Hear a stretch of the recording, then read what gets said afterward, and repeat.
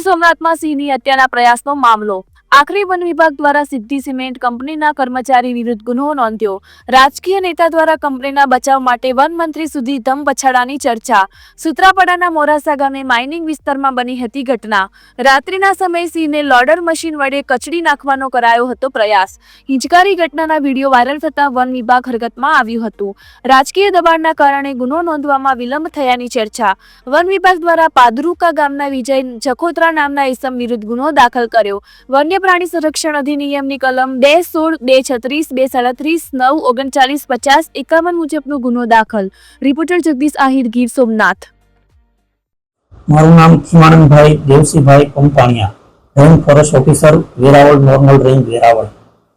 તારીખ 1/5/2025 ના રોજ સવારે 10 વાગ્યાની આજુબાજુ સોશિયલ મીડિયા તથા સમાચાર માધ્યમો મારફતે અમને એક વિડીયો મળેલો હતો કે જેમાં સિંહની ભજવણી થતી હોય।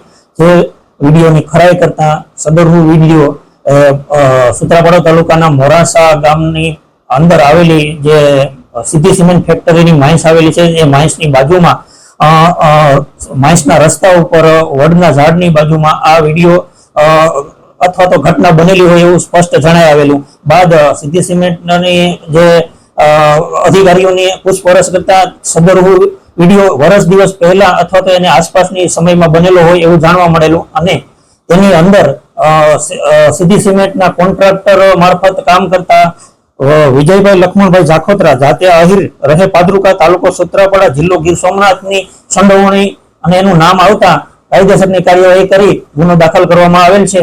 ગુનાની અંદર વન્ય પ્રાણી સંરક્ષણ અધિનિયમ 1972, સુધારા અધિનિયમ 2022 ની કલમ 216, 237, 237, 9, 39, 50, 51 અને 52 મુજબ ગુનો દાખલ કરી કાયદેસરની કાર્યવાહી કરવામાં આવેલ છે। હાલ જે ડોઝર મશીન છે એ સિદ્ધિ સિમેન્ટ કંપનીનું હોય અને એ કંપનીમાં રિપેરિંગ અર્થે અત્યારે ત્યાં પડેલું હોય। તેમજ આરોપી છે એ પાદરુકા ગામનો હોય અને તે ત્યાં તેમને ગુનો દાખલ થયાની જાણ થતા તે હાલ ફરાર થયેલ છે। એમને પકડવા માટેની